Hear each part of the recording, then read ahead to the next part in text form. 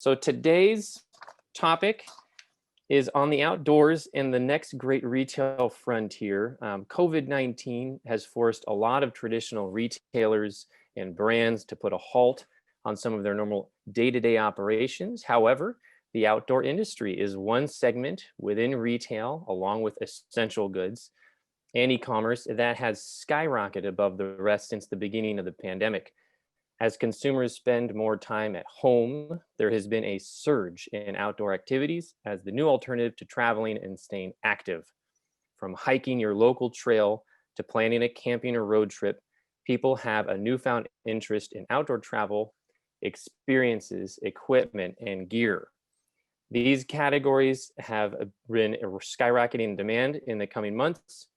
Many people spending time outdoors, and I'm excited to have some expert panelists join me today and talk about some of these questions, trends, and what they're seeing and what might be to come.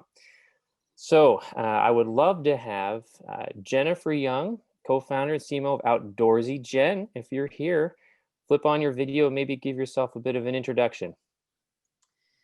Good morning, guys. Hi, Will. Thank you so much. Great introduction. Made me want to get back out on the road and be outside formally instead of inside. My name is Jen Young. I'm the co-founder of Outdoorsy, outdoorsy.com.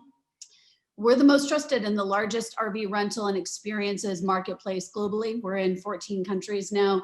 We started the company back, in terms of a bit of an introduction for me, we started the company back in 2015. It was one of those lifetime, sort of once in a lifetime moments when my partner, Jeff Cavins, and myself were both sitting in a boardroom. He is a board member and myself as the lead marketing strategist for this tech company. And we both just had the same moment, looked at each other across that boardroom table and just thought, you know, there's got to be something more. There's got to be something else where we can apply the corporate expertise, but do it in a manner, do it in a way, and build a business that was still large, but was more connected to our personal interests and our sense of happiness. And when we got to talking about that after those meetings that day, the answer for us was both the same. For him, it was being outdoors near mountains. For me, it was being near deserts. And that was the very first genesis or moment of like, how can we do something big in the outdoors? What does this actually look like? And you know, neither one of us had a background in recreational vehicle travel or the RV core lifestyle. But what we knew is life's best moments were really spent outside. And we knew that the world needed a lot more of that connection and connectivity to nature. So falling upon some of the industry data that there's 20 million recreational vehicles in the US alone that sit largely unused for about 355 days a year. Simple back of the napkin math, you know, 355 available days times 20 million units is a pretty large market. And that was the beginning for us. We sold our houses, everything in them. We moved into an Airstream and a Denali truck, and we lived in 27 feet for about the first year, really just like hammering as much customer site as we possibly could get by living on the road and talking to people. So whether you're experienced or a novice, that was the beginning of our journey. And now we're a pretty large size business. Incredible. Thank you. What a story. Can't wait to hear more. Our other panelists joining us today, Barry McGough, Global VP of Innovation at Wolverine Worldwide. Barry, why don't you say a few words by way of introduction, and thanks for being here. Thanks so much. And Jennifer, great to be on the panel with you. I can just do a quick intro as a lifelong product person. I started in the outdoor industry, working at Deckers Outdoor, working with outdoor athletes in the whitewater community, and then making product, hard goods product for the North Face. So some of our sponsored athletes, it was interesting at the time, we would go on expeditions with them. So there would be people like Conrad Anker, Jimmy Chin, who are doing amazing things right now. But for there, I moved on to Speedo. So I always joke around that I stopped working with dirt bag athletes and started working with Olympic athletes. But the outdoor communities is obviously near and dear to my heart. And Will, when you talk about being outdoors, I'm actually planning a trip out to the Santa Barbara Channel Islands, a backcountry trip in just a couple of weeks. So I have been running innovation divisions for companies like PVH, and Wolverine for the last several years. But very interestingly enough, from the tech side, and we'll talk about this today, I just spent a year at Google working with their Project ATAP team, Advanced Technologies and Projects, with Dr. Ivan Paparev on connected products. So all this sort of comes together in this interesting convergence of technology, product, and outdoors, and it makes it a very interesting opportunity to speak to everybody today. Fantastic. Well, thank you. Thank you both. Quick note too, to those of you joining us for this discussion, we've got the Zoom going right now webinar. If you want to leverage the Q&A, that's something we will be monitoring throughout the session and may have some time at the end to get to some questions. You may also notice folks from the teams, from the companies here in the chat answering some of those questions from time to time. So I want to kick this off first. Question for you two, shift in consumer behaviors. So since the beginning or even pre-pandemic to now, what interesting trends have you seen in the way that consumers engage with the outdoors, both the experiences as well as sort of the path to discovery and purchase? And do you see any of those shifts having any type of lasting or permanent impact? Who wants to go first? I'm happy to say a couple of things about that, although, you know, for us over here, answering that question would take the entire hour long panel, because as you can imagine, the world and certainly America is very constrained in terms of their travel options. So I suppose that would certainly be the very first trend or the shift that we've seen in terms of consumer demand, in that most Americans are shifting their travel plans from being air and hotel to more drive destinations. But I do think it's fair, Will, to take one step back before talking about like what are the trends today, because at least that's pertinent for my business. We definitely saw back in March, I mean, the first trend was no travel, I guess, right? Like the world was really grounded, and there's really no way to sugarcoat that. The coronavirus or the pandemic really, you know, decimated the travel industry, and ours included, for the first few months. So we lost all of our bookings, and there was some really, really big questions about, I guess this is the genesis of why road travel has bounced back so significantly, because there were some really big questions around, is a recreational vehicle a safe option for you, or is it not, because it could be like self-contained and have its own, you know, have any worries around, you know, carrying the coronavirus or not meeting cleanliness standards. But that lasted really for probably only the first like 4 to 8 weeks, 4 to 6 to 8 weeks. And then we really saw the business bounce back.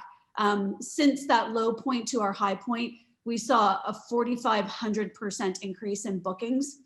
And of the 4,500% increase in bookings, most of that site traffic was, I think, like over 90% of our site traffic were first-time renters in March. And that trend continued all throughout the summer season. And now I think we're seeing some like longer term trends, that being the first one, that people who were not familiar with road travel or the benefits, families that might not have considered it, are truly considering it. And I think that's a sticking trend. Typically you would see bookings drop off for us, but we're seeing those bookings still increase as well. I'm just noticing I've got a internet connection instability issue, so hopefully you guys are hearing me. Can't have a live panel with you're coming through fine. It was a little bit choppy, but no, you're coming through great. It was okay. Thanks, guys. Can't have a Zoom panel live without some technology problem. And I'd love to, of course, listen to Barry. So I guess, as I said, there's lots of trends for us, which we'll probably get into as we go through the conversation. But the first was a lot more travelers, new first-time renter travelers. And then we saw some really interesting, cool things in our business around delivery rising in popularity. So I don't know if people know much about RV, camper van rental business and travel, but we can deliver your hotel to you. We can deliver the recreational vehicle to the campsite or to private lands to you. 60% of our owners offer delivery, as well as some other cool anomalies like different states bouncing back faster and shorter road trips really being sort of the mainstay. So lots of use cases for us to talk about, but would love to hear maybe more from Barry's perspective, and I can then weave it into how that relates for the panel or the conversation. All right, Jen, you froze for the last 10 seconds, just briefly. We hit, no, the different states adapting differently and some anomalies there. You had a lot of first-time renters, which is fantastic. I love hearing about delivery. Did you want to read anything on the closing thought you wanted to reiterate? Thanks for that. I was transitioning to hear what Barry's insights were about trends. One of the other ones I talked about were also shorter road trips and also trips within states. So instead of interstate travel, a lot of intrastate travel. But I can talk about each of those in more detail as we go through the conversation today. Okay, great. Thank you. Barry, thoughts? It's interesting to hear you say, Jennifer, around the smaller trips, the shorter trips. It makes me think about the trend that we can see on people booking airline trips to nowhere. If you've heard of that, they're just getting on a plane and circling the city and getting back off again because they really miss traveling. But look, from our perspective, not unexpectedly, we're seeing people a lot more comfortable in the outdoors. I mean, generally, and I'm not going to surprise anybody by that statement, but with socially distanced realities, where people are just wanting to do that more. So we're seeing about 29%, if we poll general population, they're saying that they're spending more time outside this month even than last month. So we can actually sort of plot the climb of how people are spending time outdoors. There's a really good NPD grab that talked about the 5 top activities that are growing and how fast they're growing. So just to kind of rattle them off, cycling is up 63%, paddling is up 56%, golf is up 51%, camping up 31%, and nature walking and bird watching up 22%. So people are looking for reasons to get the heck outdoors, It's a safe place, and it's an appealing place, and I think people are really discovering it. When we were at the North Face, the real conversation was around the book Last Child in the Wilderness and around outdoor deficit disorder. What does it mean when people are not spending outdoors, and what does it give people psychically? And what are the risks of children specifically spending more time online and less time outdoors? So maybe we're fortunate enough to be able to see that we have to get offline and we have to get outside, and the sort of the calm and succor that brings us in the outdoor space. But we really believe it's going to be sticky, and we got some numbers there. When we're looking at consumer behavior, we're seeing right now on our outdoor websites, specifically Saucony and Merrill, we're seeing triple-digit increases in traffic and conversion to our sites. It's not inconsistent with what people are seeing. If we kind of look at what's going on right now with the footwear industry, we can actually say that, okay, overall to last year, we're down, right? And everyone's going to have that same story. And a lot of people are going to say that 2019 is going to be a wash. Just forget it ever happened, and then, and then move forward. So we can really see that casual footwear is down a lot. Casual footwear is down like 19-20%. But we can see that running footwear is only down 5 or 6%.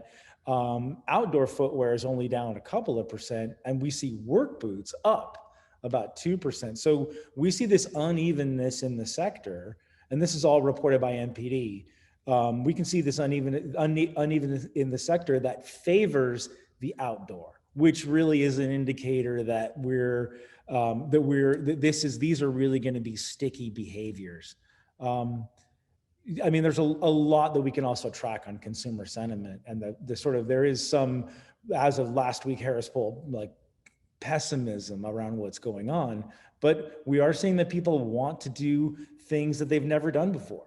75% of people say they like to try walking and running because they've never done it before.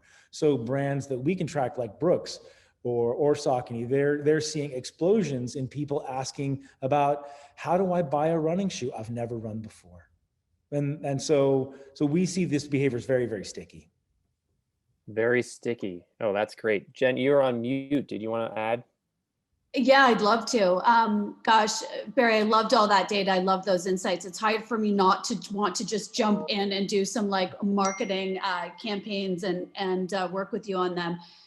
I loved the last point though that you're making around, consumer purchase behavior. Like, how does somebody purchase a running shoe? New customers, new interest, and then now, so how does somebody do that? And we see the exact same.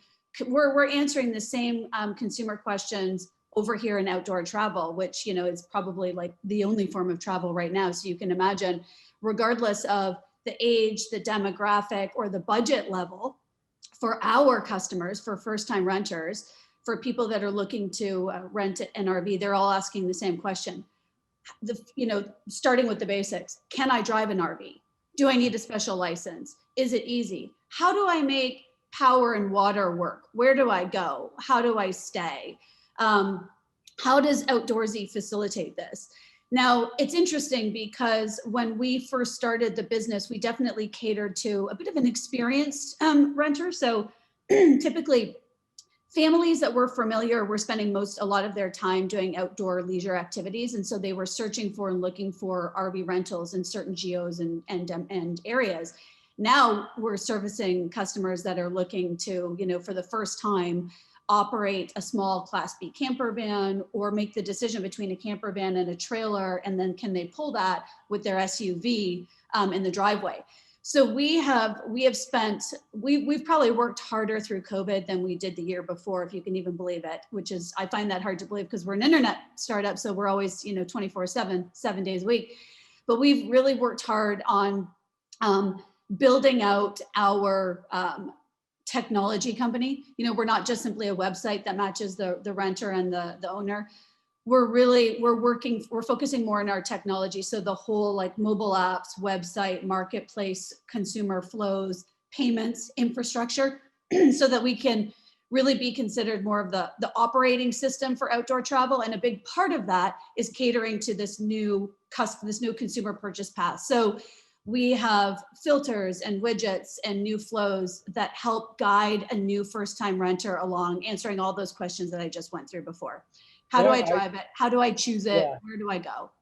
So I know what we're here to talk about our own brands and things like that. So you're not supposed to like talk about the competition, but I just posted in the chat a really great video link to what the North Face did, which is a video on how to hike. They took their most elite athletes, right? Alex Honnold, who did free solo on Yosemite, and Jim Zellers, who used to run us on our team trips. And they basically said, here's how you hike.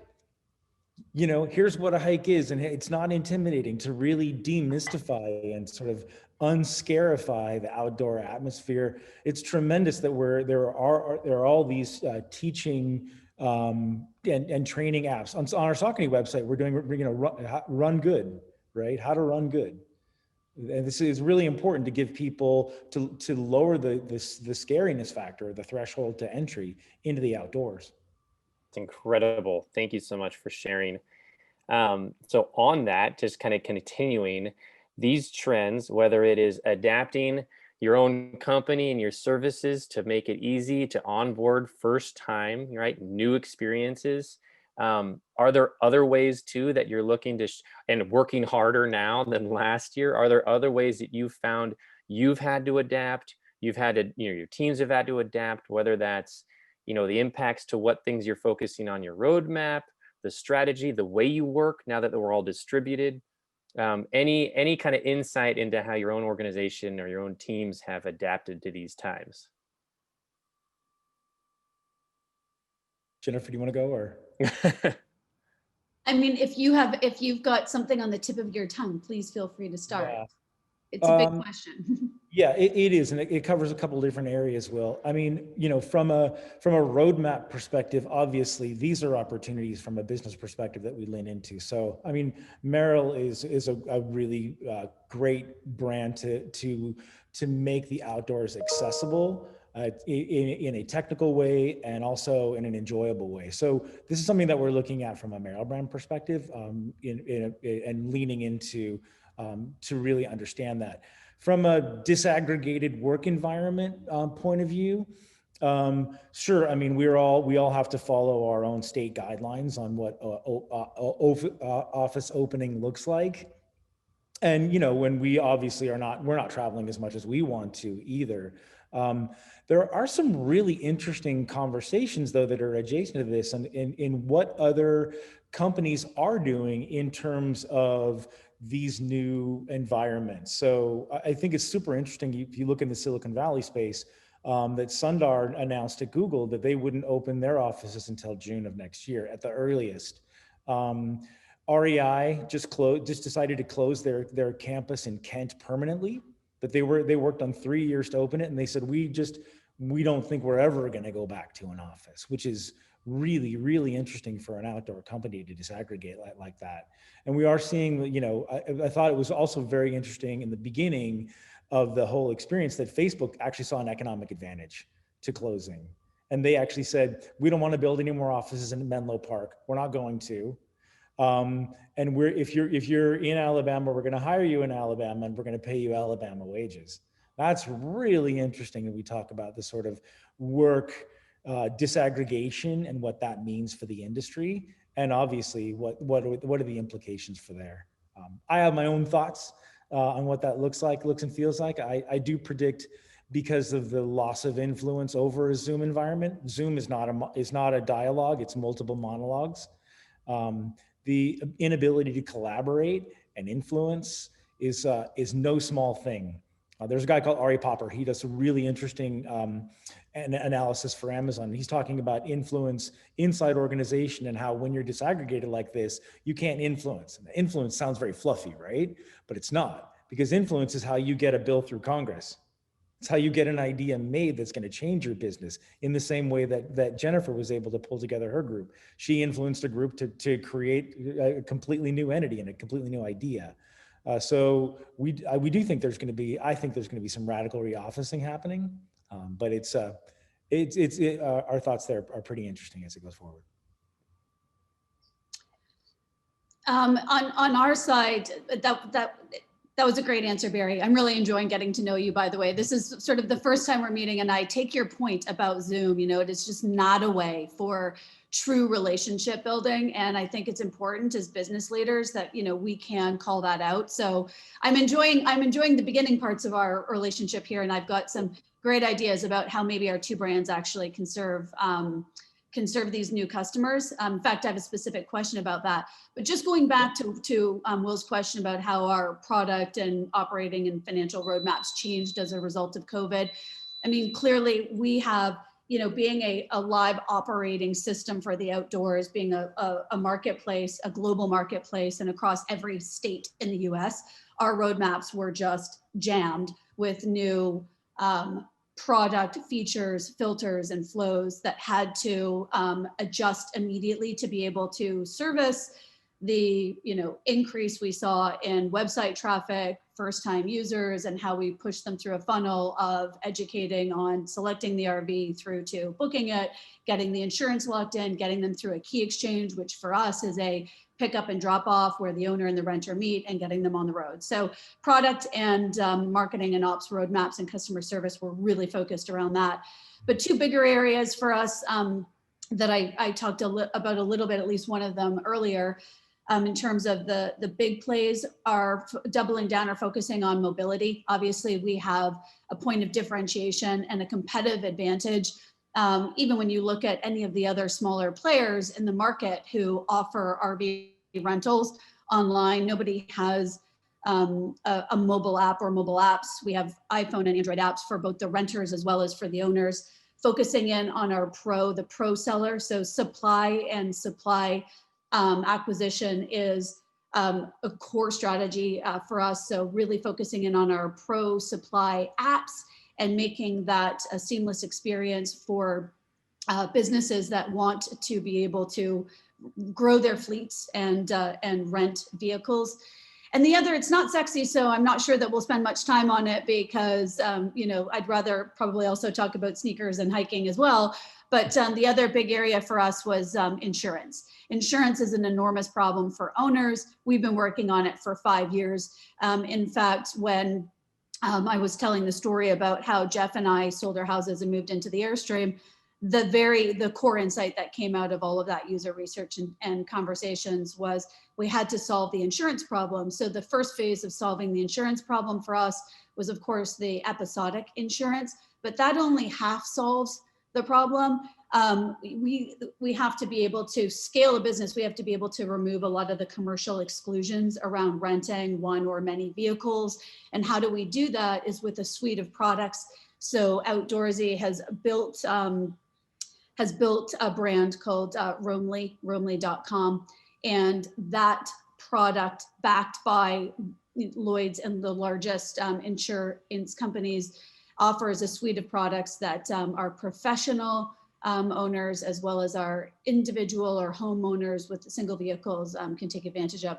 I can already think that I'm already noticing that might not be as much of a fun conversation for some of the things, but I mean, it is the answer to where do we, how are we adjusting our business, and what are the areas that we're looking into, and that's really supply defensibility, mobility, and insure techs. I love that. I love that they use. Oh, go. Sorry, go ahead, Barry. I was going to say, I don't think anyone's going to argue that insurance is not going to be the most interesting thing to talk about. But I think what I really pick up on what you just said, and I took a note on it, is what happens in the seamless environment. What happens in the what, sorry? In this seamless or frictionless environment. And as we start to operate, and we'll talk about this, I think, a lot, but as we operate in this sort of online to offline experience, that taking out that friction is going to be really important. So that is, I think, actually very provocative, that you're taking out some of the friction, because gross insurance, right? Who cares? Yeah, I mean, it's funny. It's like everybody just expects that to be comprehensive and legal on all fronts. But yeah, to your point about friction, I mean, it's also no easy task in the world of outdoor travel. I mean, we are talking about moving a home and a vehicle at the same time. And so also all for the painless root canal, then we're done, right? Right, exactly.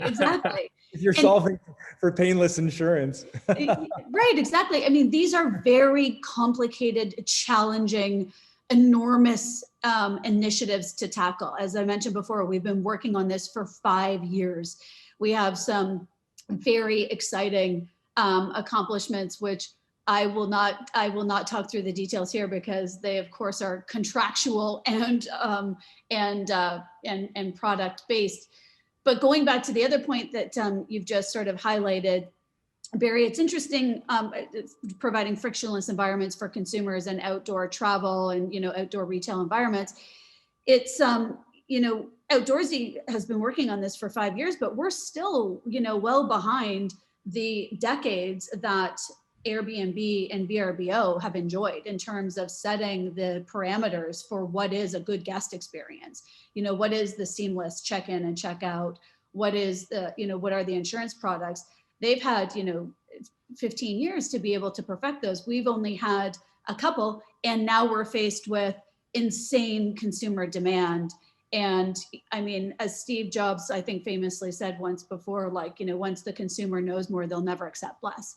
So it's not like we're being given any breaks from our renters or owners on our speed to market or our ability to be agile and handle all of these new requirements. So this is an all hands on world that we live in, and an exciting one. It's the culture of our company. It's the way we work. We love winning. We love tackling problems. We're the company that went global and is global. I mean, it's an exciting time to be working in outdoor recreation and travel. Yeah, and certainly no one gets a break right now. I mean, the whole theme of COVID as accelerant in every aspect of life right now is a reality. So yeah, it's I think everyone is living a hair on fire moment every single Groundhog Day. Yeah. But yeah, it's a different new normal we're not talking about, which is how is technology accelerated, the digitalization of everything accelerated by COVID in a highly competitive atmosphere. And if I could take you back to a point that you brought up earlier, which I loved, Yes, it's highly accelerated. Stress levels and anxiety levels are higher they've ever been before. And it takes me right back to the product and the business that we are in. We built Outdoorsy based on this core principle that life's best moments really occur outside. And when we describe life's best moments, it's not just about the connectedness that you feel because you're actually spending time with your family, or you're actually spending time with people that share your interests, whether it's hiking or paddleboarding, versus talking about them at the water cooler. But also the very action of being outdoors closer to the water or the trees or land is what drives the space to I believe improve your mental well-being, right? It's the time that allows you. I used to talk a lot last year before the pandemic hit. I used to talk a lot about disconnect to reconnect. So even a day trip or a weekend trip outdoors has proven to help your ability of participating in your regular life, work or family. And so disconnect to reconnect on these road trips. Now we've moved into a different phase where I believe the role that Outdoorsy plays is far greater in the recuperation of this country because of the wellness benefits that it brings. We launched a program at the beginning of COVID. We launched a Healthcare Heroes program in partnership with all of our pro community. And we gave away free road trips. Like we gifted free road trips. We started with Healthcare Heroes. So anybody that was working in the hospitals and the medical facilities that were always on and had sort of and were in environments that increased their risk. We said, look, when the time is right, we so believe in our product, take a free road trip on us and just spend a couple of days outdoors. We believe that it'll really help you move forward in reducing the stress and the anxiety levels. And that's, I think, the perfect segue into your business, Barry. It's like, great. So now you've got the vehicle and now you're in the environment where you can really reap those rewards and enjoyment. So how do what hiking shoes do you need? What sneakers do you need? Where are the trails? Like, what are the activities that you want to do? Just being outdoors is good enough. But if you can pair that with some actual physical activity, I don't think anybody could suggest that you won't come back better off for it. Yeah, absolutely. I mean, we're talking about the ability to lower the threshold of entry, or the barriers to entry, or the stigma against what's happening in these new experiences, whether it be outdoor or outdoor activities.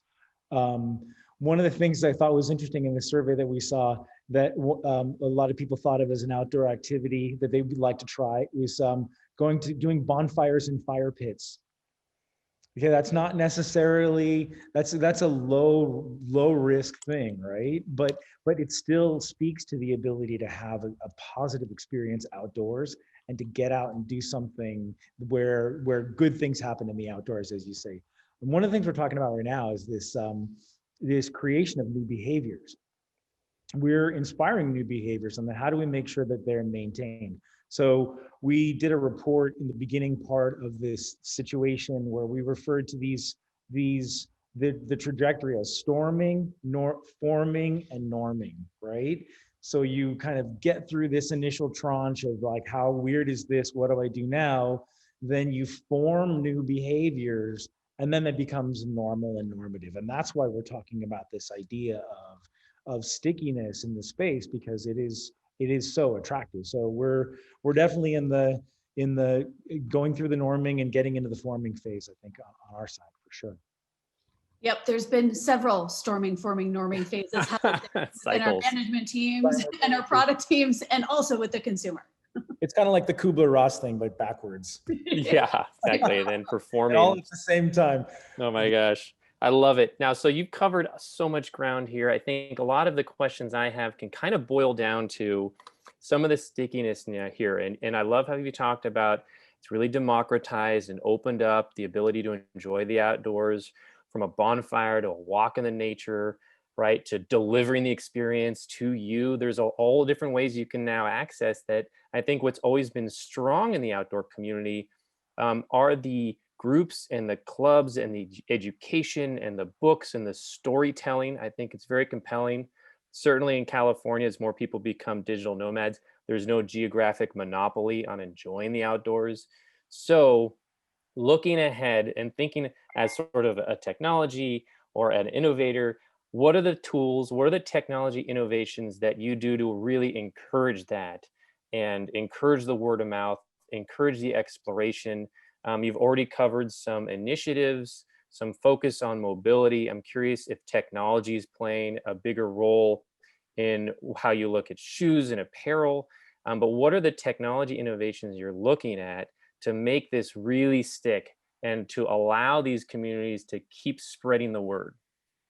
So for us, I mean, technology and digitalization is really everything right now. So from looking at how we're addressing increased demand, what we realize is that and a lot of companies are in this place that we're counting on traditional wholesale models. As we move out of traditional wholesale models from just straight selling, we're understand that the direct to consumer experience and the connection to brand is more important than it's ever been. So we're looking at things like, how do we change our go-to-market, right? So for us, instead of having seasonal product launches, we're having faster, regular product launches as we shift to direct to consumer to keep people inspired and interested in the activities.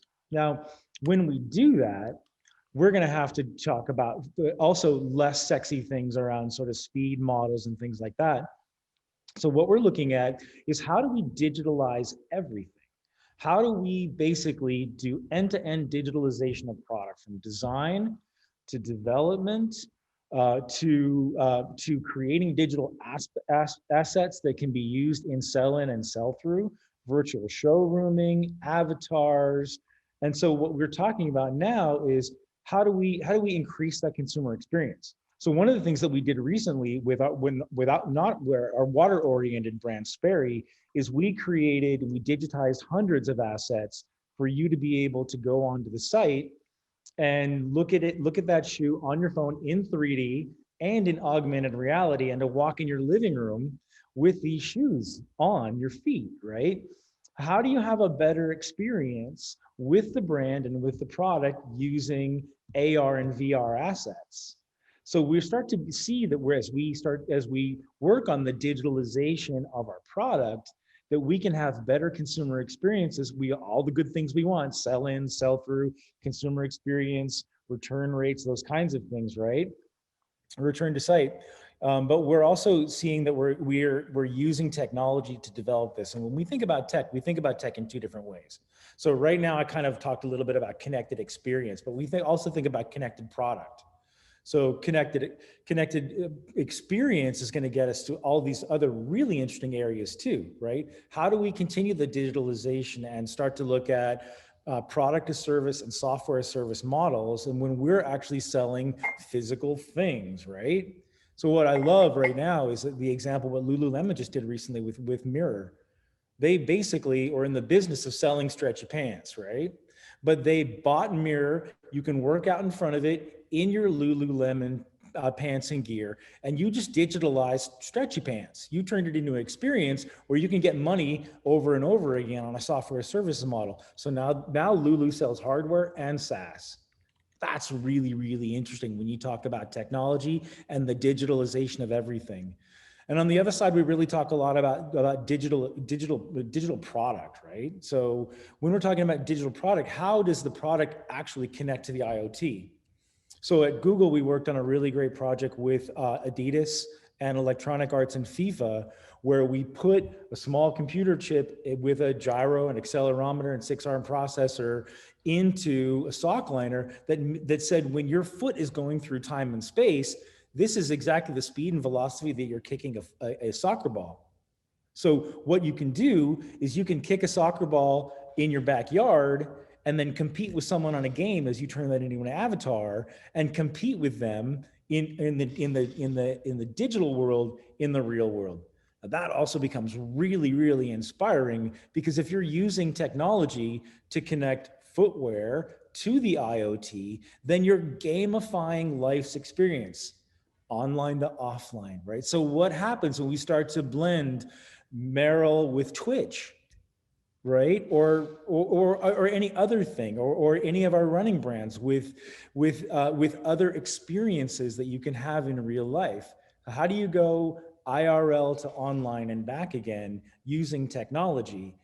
So it becomes a really, really interesting space when the question is, what will tech do for you? Well, right now, tech will do everything. I mean, we can develop a lot of really compelling physical components into our product, which is more comfortable and harder wearing, and that's table stakes for us. But when we talk about what the future looks like, it has to be digitally driven. Amazing. Thank you. So cool.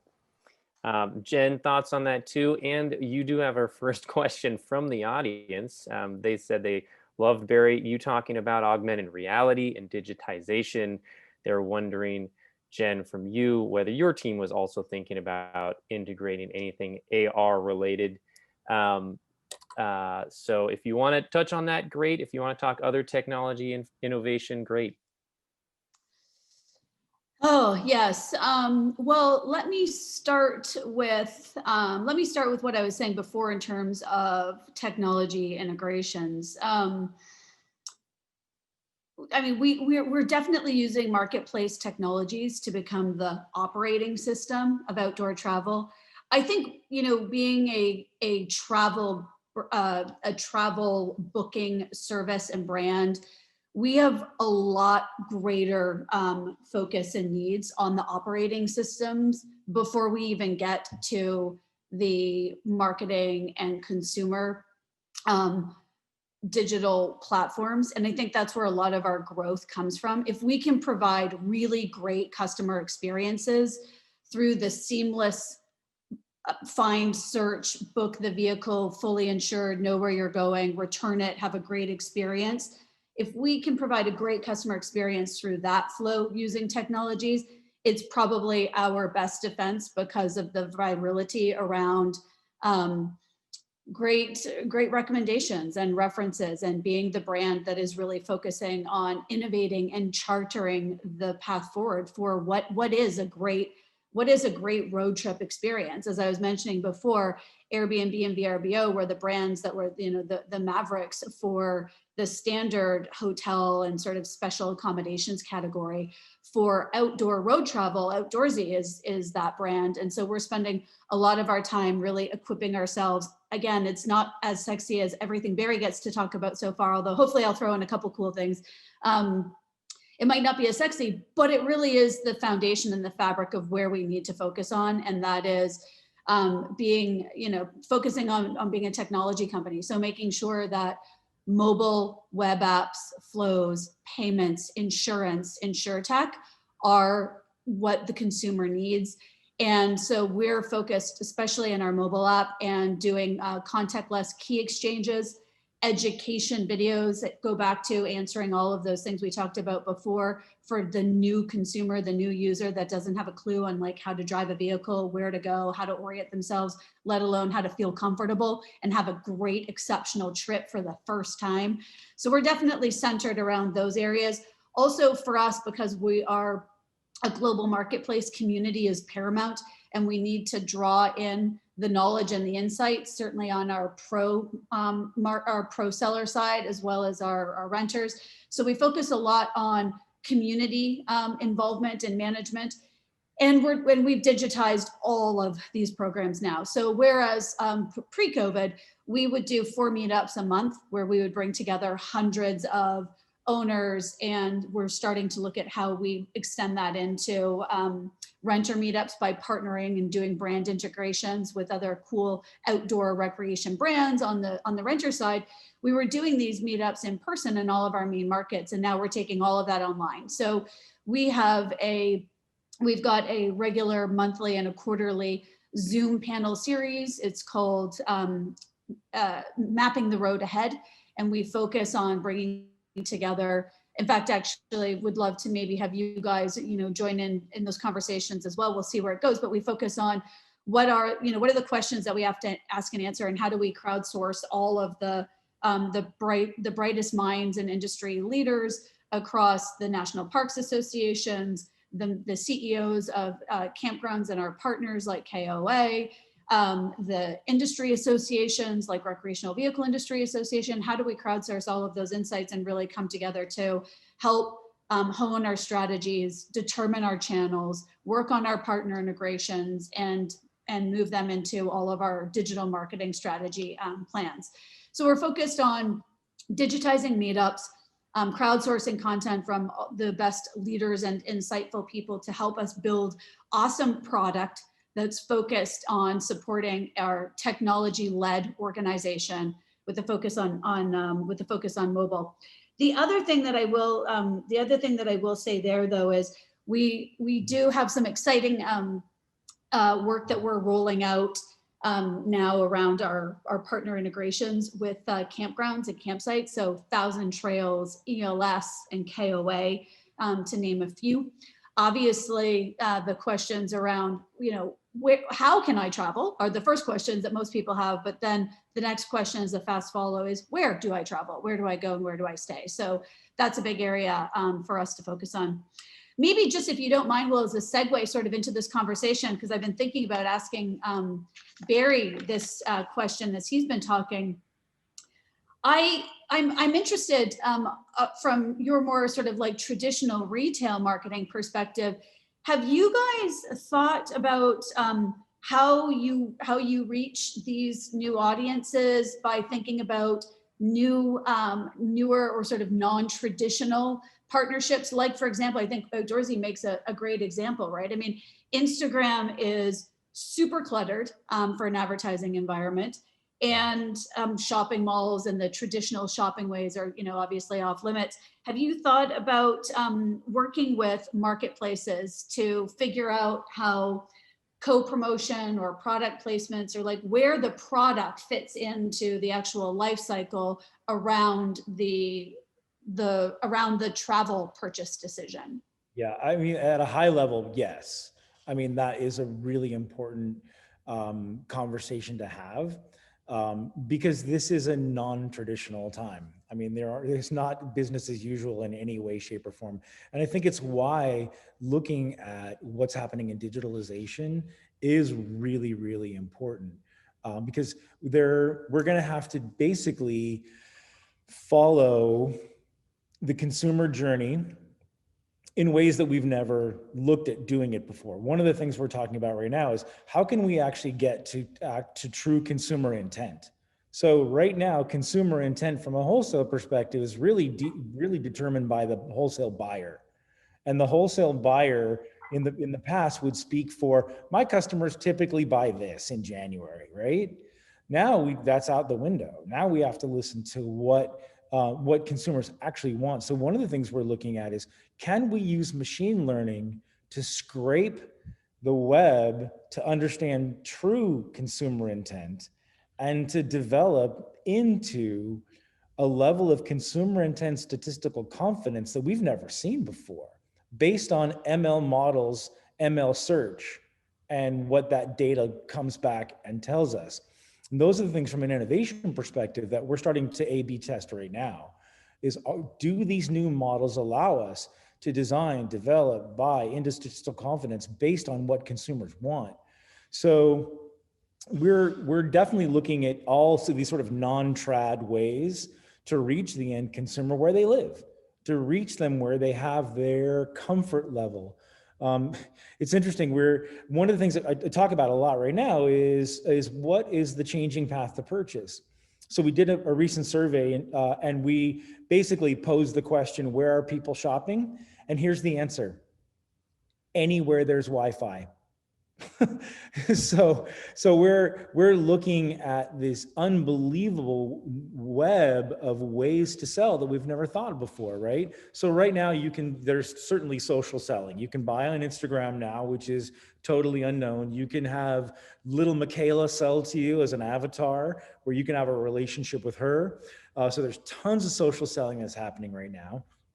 We're looking at different ways to buy. Subscription models are becoming more and more interesting. You think about Stitch Fix, obviously. So they used data science and machine learning models to make sure that they're sending you a box of things that is specifically tailored to you, and that every time you open up the box, you're like, this is perfect for me. I love cowboy hats, rhinestone cowboy hats. How did they know, right? So, but also we're looking at other things that people are doing, right? Think about the resale market, right? That's something that's totally new, recession proof, and the outdoors industry has really embraced it. So Patagonia has had their worn wear for a long time, right? And they're increasing what they're doing with worn wear. North Face has their renewed program where they're repurposing old product, and REI is expanding. This just happened last week. I like to always have sort of like rip from the headlines, but REI has had good and used for a while now, selling new products and also shoes, which is interesting because you think shoes would be like, ew, ick factor, right? But they're selling all kinds of products online, and they're opening up 2 brick and mortar retail stores. They just announced this 2 days ago, that they're going to open up 2 brick and mortar stores, one in California, one in, I think, in Massachusetts, where you can go in and buy used stuff.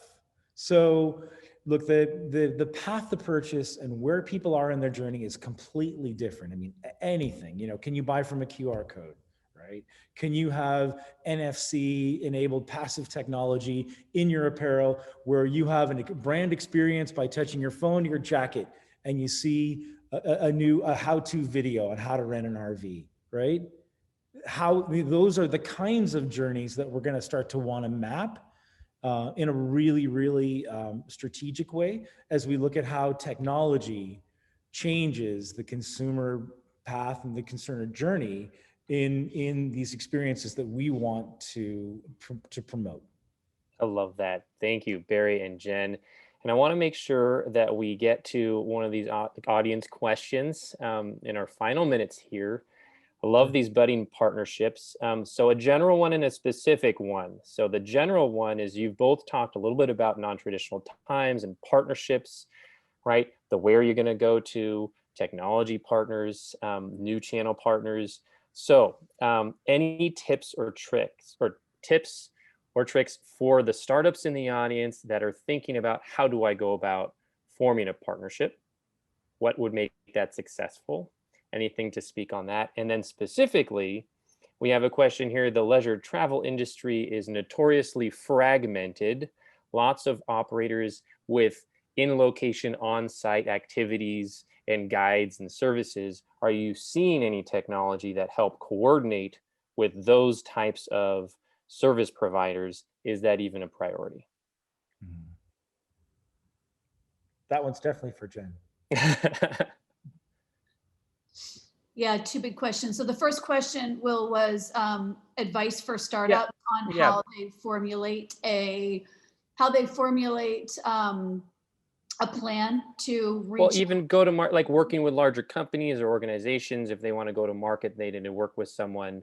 Anything that you've learned that could be helpful as a takeaway?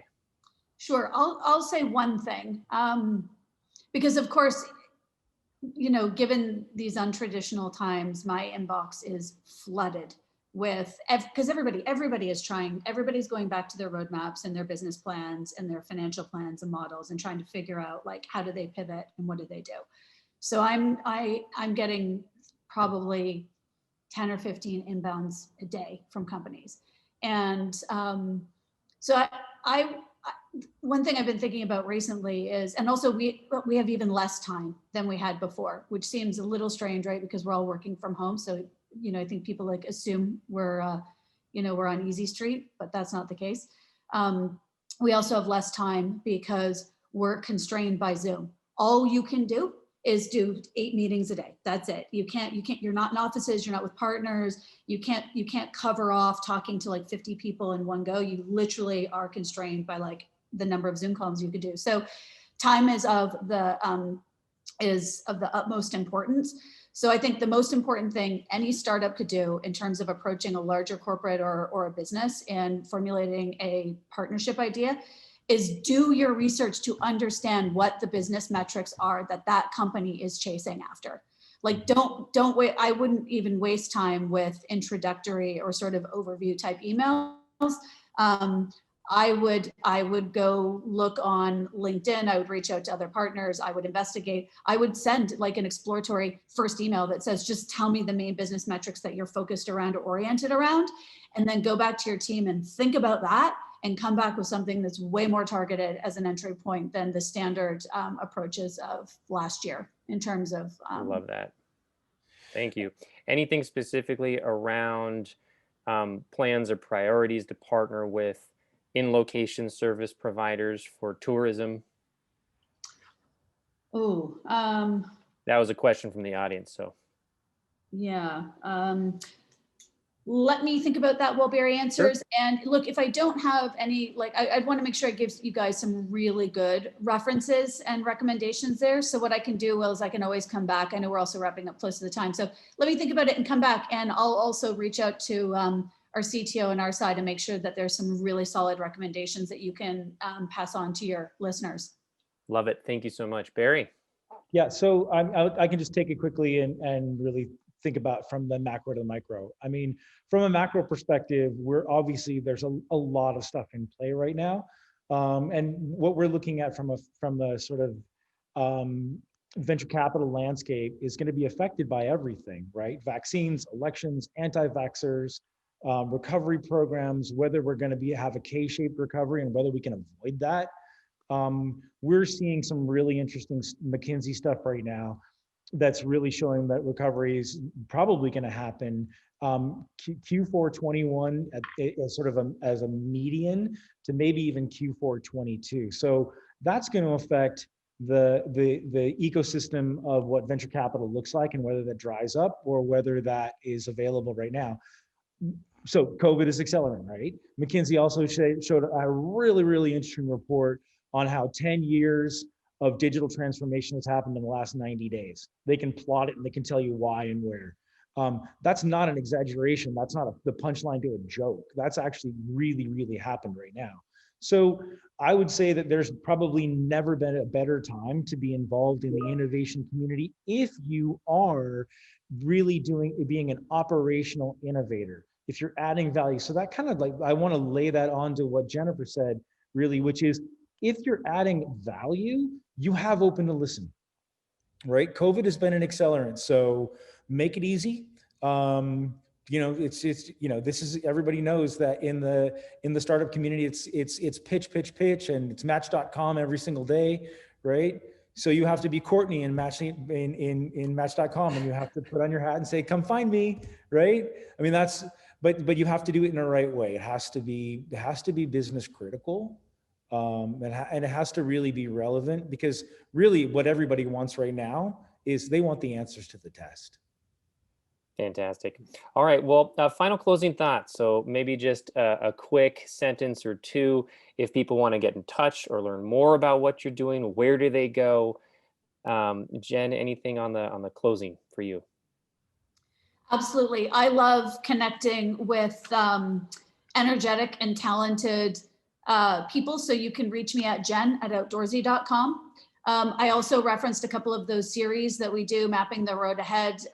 Feel free to tune into those. And if anybody is looking for a road trip this fall or holiday season, we didn't get a chance to talk about other use cases, but lots of other use cases. People are using them for just a day to do a day hike in their area. People are using them as a secondary accommodation for in-laws visiting, or putting the kids in to just do a Halloween party or, entertainment center on the road. So if you're interested in understanding more about our business or want to talk to me, you can message me directly or download our app.